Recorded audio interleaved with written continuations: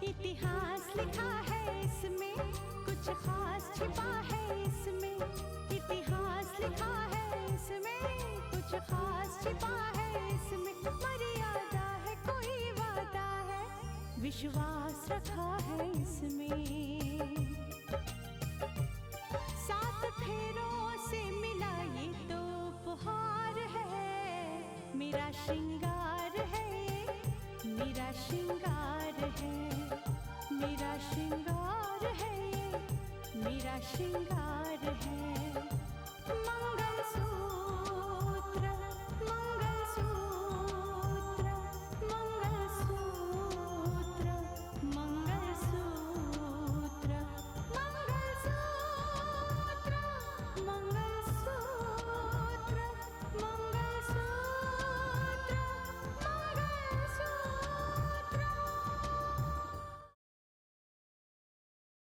क्योंकि मैं गुलशन से कनेक्टेड था, उससे मिलता रहा, इसलिए बहुत मुमकिन है कि उसे मेरे बारे में भी रिपोर्ट दी गई होगी। मानस के साथ जो कुछ भी हुआ है, उससे कितनी तकलीफ मुझे और मेरे परिवार को हुई, मैं आपको क्या बताऊं। खैर छोड़िए, मैं कल आपसे आकर मिलती हूँ। सबको सबक सिखाना है, लेकिन माँ फिलहाल प्लीज आप ये सारी बातें किसी से मत कहना, ठीक है? लेकिन ऐसा क्यों मानस, क्यों? मैं पूरी आजादी के साथ अपने कदम नहीं उठा सकती। मुझे बार बार ये एहसास दिलाया जाता है, ये याद करवाया जाता है कि मैं जस्टिस आदित्य प्रताप की बेटी हूं। मेरी कोई पहचान नहीं है, मेरी अपनी कोई जिंदगी नहीं है। ऐसा क्यों होता है मानस? पहले तो लड़की को अपने माँ बाप की मान मर्यादा का बोझ उठाना पड़ता है, उनका ख्याल रखना पड़ता है, और जब शादी हो जाती है तो ससुराल की मान मर्यादा का ख्याल रखना पड़ता है। उनकी जिम्मेदारियों को बोझ उठाना पड़ता है। मतलब बोझ तो हर हाल में लड़की के कंधों पर ही होता है। वो अपनी मर्जी से, अपनी आजादी से कुछ नहीं कर सकती, अपनी जिंदगी के दो कदम तक नहीं चल सकती। ऐसा क्यों मानस, ऐसा क्यों? ओके, रिलैक्स, तुम परेशान मत हो। बड़े पापा से और मां से मैं बात करूंगा इस मामले में। नहीं मानस, तुम्हें किसी से कोई बात करने की जरूरत नहीं है। मैं बस तुम्हें यही बताना चाहती थी कि सरकार ने हमारी चैनल बंद करने के लिए ऑर्डर दिया है। हमें बहुत जल्द हमारा चैनल बंद करना पड़ेगा। हमारे पास और कोई ऑप्शन नहीं है, कोई रास्ता नहीं है।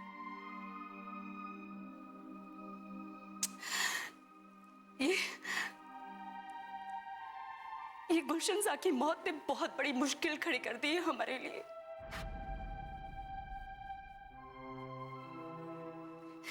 You know what? हमारे पास कोई रास्ता नहीं है। हमें इंतजार करना पड़ेगा मानस, जब तक सब कुछ नॉर्मल नहीं होता। हमें इंतजार करना पड़ेगा।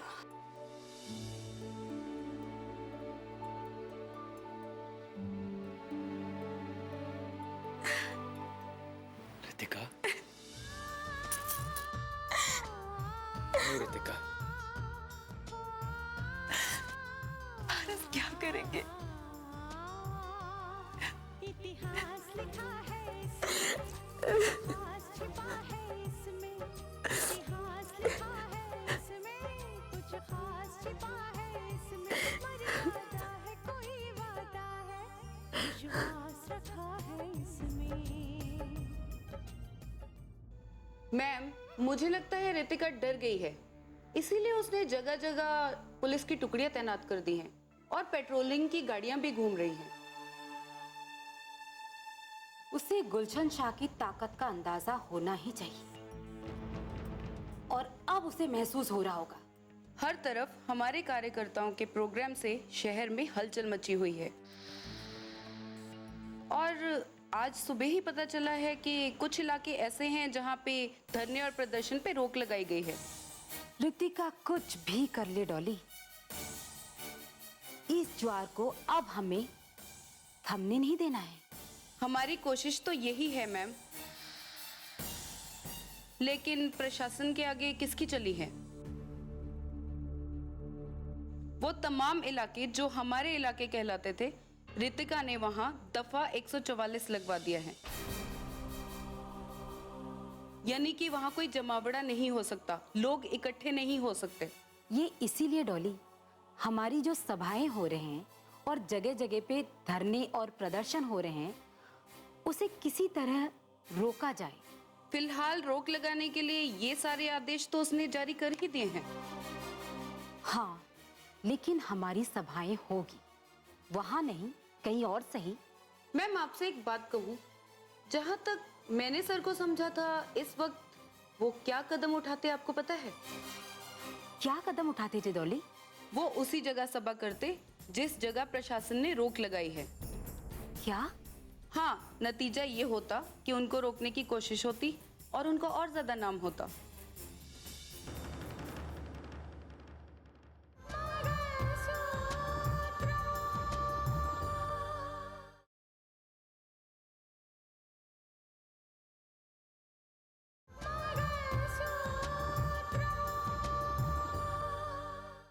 वो उसी जगह सभा करते जिस जगह प्रशासन ने रोक लगाई है। क्या?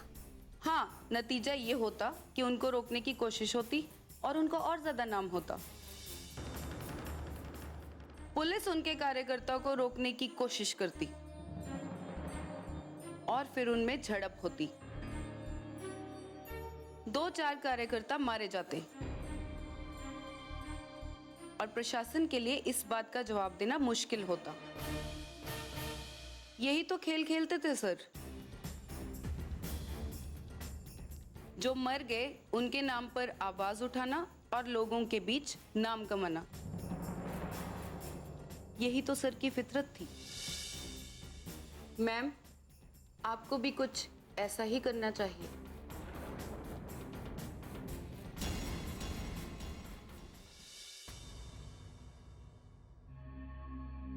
माँ,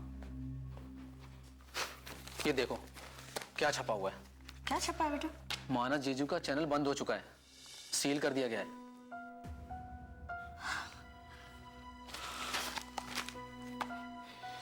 अंदेशा तो था ही मुझे इस बात का, लेकिन बेटा छानबीन चल रही है ना, देखना ये चैनल फिर से जरूर शुरू होगा, देखना तुम। जी हाँ, मैं समझ सकता हूँ जगबीर जी की ये बहुत बड़ी बात है।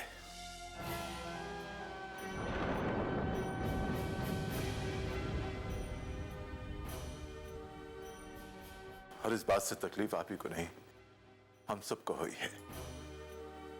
लेकिन चैनल सील करने का जो फैसला है वो सरकार का फैसला है, और जब तक सरकार इस फैसले को नहीं बदलेगी कोई कुछ नहीं कर सकता। देखिए, जब तक सच्चाई सामने नहीं आती ना, हमें खामोश रहना होगा। प्लीज आप मेरी इस बात को समझने की कोशिश करें, ठीक है? बाद में बात करते हैं। जी पापा, क्या सचमुच इस मामले में कुछ हो नहीं सकता कि इस चैनल को बंद होने से बचाया जा सके? नहीं रोहित, फिलहाल इसे नहीं बचाया जा सकता। देखो, ये सरकार का फैसला है और जो भी करना है ना, सरकार करेगी। इतिहास में पहली बार ऐसी घटना हुई है, कोई कुछ नहीं कर सकता। पहले ही सुजाता जी इतनी भड़की हुई हैं, अब चैनल बंद होने की खबर सुनकर तो रितिका पर उनके गुस्से का कहर टूट पड़ेगा। माँ, दरअसल हम बहुत कुछ देखने के बाद भी आंखें बंद कर लिया करते हैं। उन्हें जवाब नहीं देते, सिर्फ यही वजह है कि वो लोग दीदी को इस तरह टॉर्चर करते हैं। देखो रोहित, ये छोटी मोटी बातें हैं और छोटी मोटी बातें हर घर में होती रहती हैं। हमें उनके घर के मामलों में दखल नहीं देनी चाहिए। फर्ज कर लो तुम्हारी शादी के बाद अगर तुम्हारी पत्नी के घर वाले हमारे घर के मामलों में दखल देते हैं तो क्या हमें अच्छा लगेगा?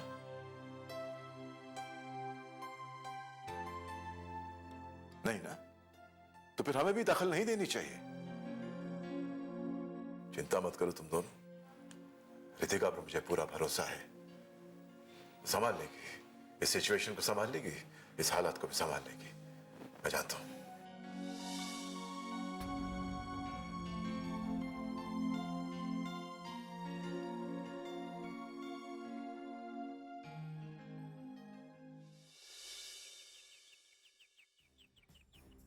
अरे अंजना, ये तुम क्या कह रही हो? अपने अर्जुन को सब कुछ याद है? हाँ, उसे सब कुछ याद है और उसका कहना है कि उसे फंसाने की कोशिश उसकी पत्नी रितिका ने ही की थी और वो उसे सबक सिखाना चाहता है। ओहो अंजना, तुम ये कैसी उल्टी सीधी बातें कर रही हो? हैं? भला ऐसा कैसे हो सकता है? एक पत्नी अपने पति के खिलाफ साजिश कैसे कर सकती है? मुझे कुछ नहीं पता। अगर अर्जुन ये बात कहता है तो इसके पीछे जरूर कोई बात होगी। अच्छा मुझे एक बात बताओ, क्या हमारा अर्जुन अपने असली माँ बाप से मिलने गया था? हाँ बाबा, मिलने गया था, लेकिन उन्होंने भी मुझे नहीं पहचाना। अर्जुन बेटे, एक बात कहूं बेटे, माँ बाप तो आखिर माँ बाप ही होते हैं। आखिर तुम अपने आप को उनसे छिपाकर क्यों रख रहे हो? दुनिया की नजर में मैं एक मुजरिम हूं।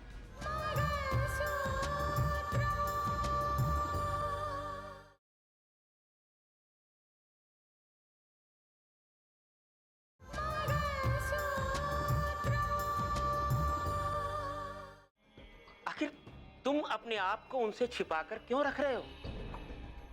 दुनिया की नजर में मैं एक मुजरिम हूं। देखो बेटे, दुनिया की नजर में चाहे तुम कुछ भी हो, लेकिन एक मां के लिए तुम सिर्फ उसके बेटे हो, बेटे।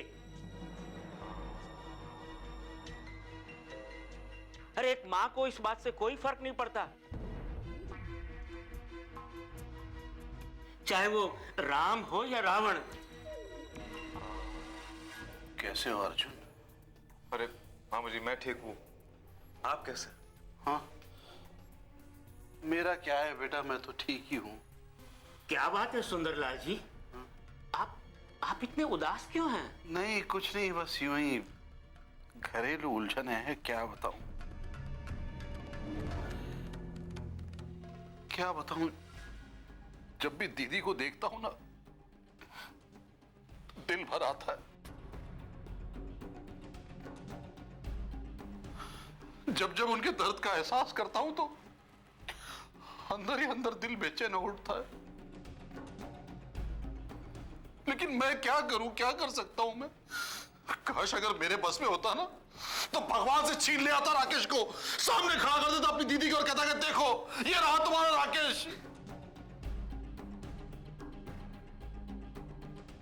दीदी तुम मत रो, लेकिन तुम मत रो दीदी। हाँ बेटा, ये एक दुर्भाग्य की ही तो बात है कि एक माँ का बेटा जिंदा है और उसकी माँ उसकी याद में आंसू बहा रही है।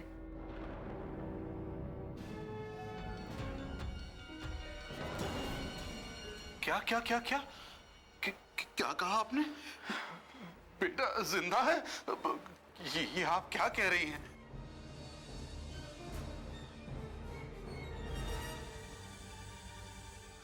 हाँ मामा जी, मैं ही आपका राकेश हूं। सच सच राकेश है बेटा, राकेश है मेरा भाई।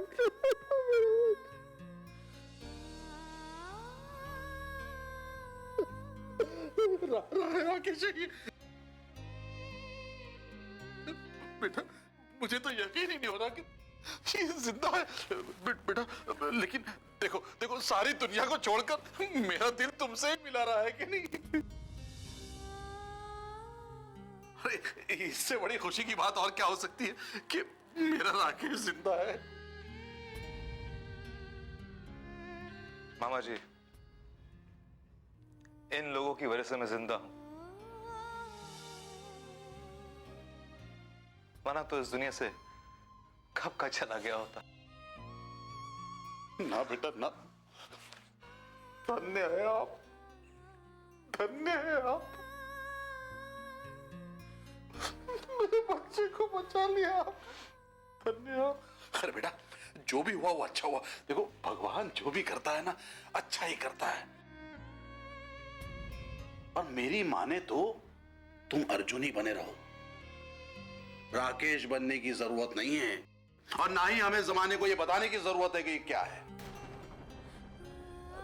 फिर भी बेटा दीदी का दुख मुझसे देखा नहीं जाता। मैं चाहूंगा कि एक बार तुम दीदी और जीजा जी को फोन कर लो बेटा, एक बार उनसे बात कर लो।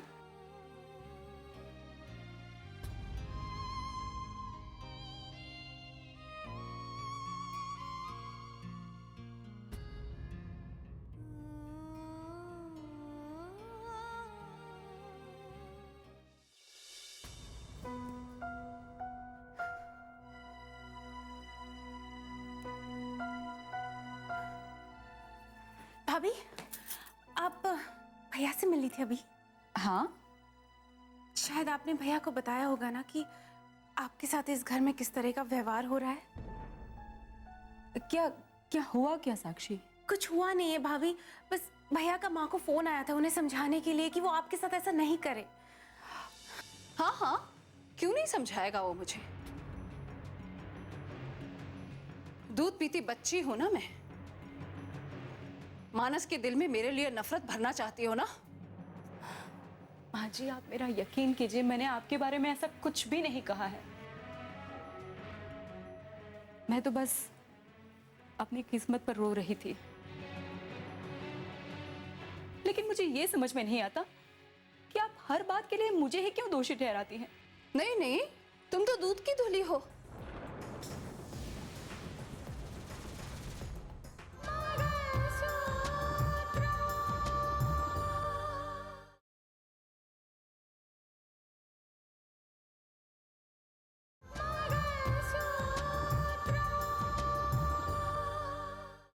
लेकिन मुझे ये समझ में नहीं आता कि आप हर बात के लिए मुझे ही क्यों दोषी ठहराती हैं।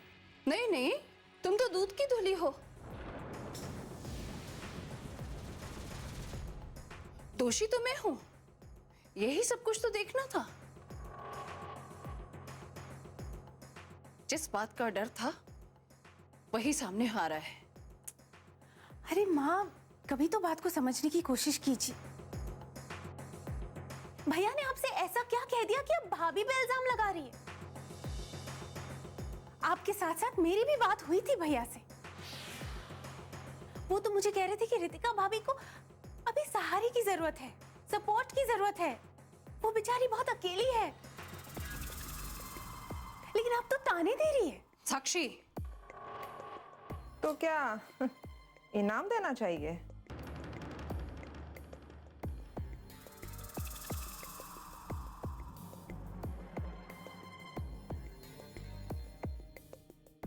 काजल, मैं अभी मम्मी जी से बात कर रही हूँ। तुम्हें बीच में बोलने की कोई जरूरत नहीं है। क्यों नहीं बोलना चाहिए? तुम्हें अगर मौसी जी की बात का इतना ही बुरा लग रहा है तो तुम यहाँ पे क्या कर रही हो? तुम इस घर को छोड़ के क्यों नहीं चली जाती? कम से कम इस घर से तुम्हारी मनुष्यत का साया तो चला जाएगा। काजल,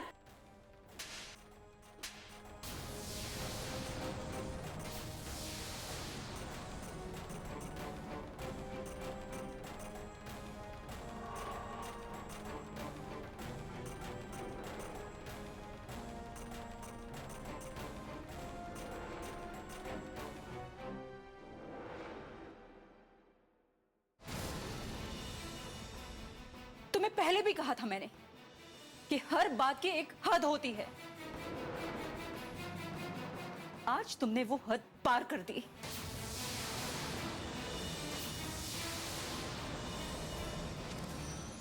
और हां, तुम एक बात भूल रही हो कि इस घर की मैं बहू हूं और तुम इस घर में सिर्फ एक मेहमान हो।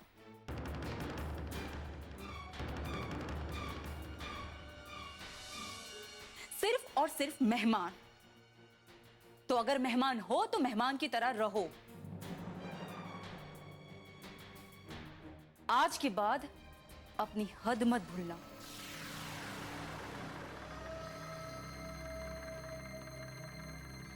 समझ गई?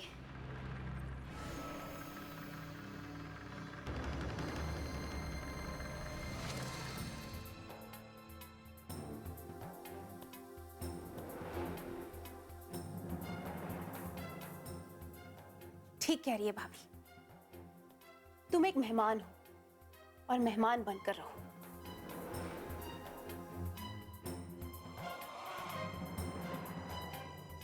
अपनी हद क्रॉस करने की जरूरत नहीं है। और मां, ये हुआ ना, ये बहुत जरूरी था। She deserved it.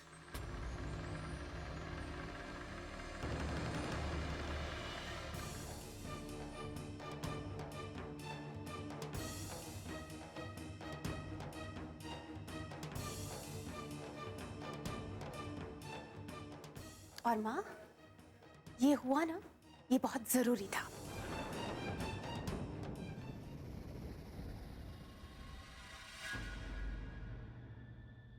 कच्चे धागे से बंधा इसमें संसार है, पिया का प्यार है ये, जीने का सार है। पिया का प्यार है ये, जीने का सार है। माँ